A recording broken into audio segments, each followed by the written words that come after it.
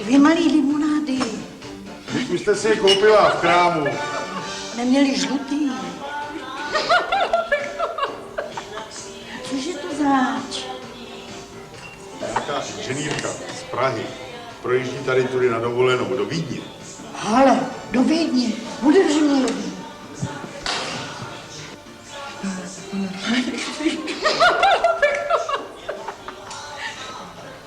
A to se s ním Luna tak zná. Zavři to rádio, není tady slovo slyšet. Vendulka se jmenuje. Celý táta, co říkáš?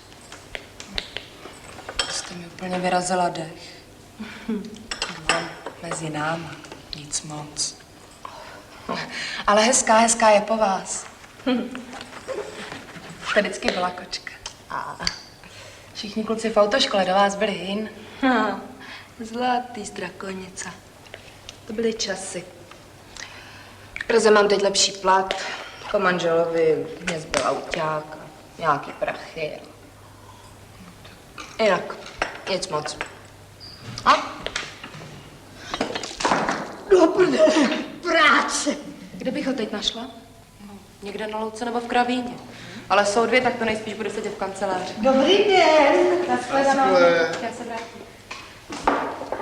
No podívej, co dělá.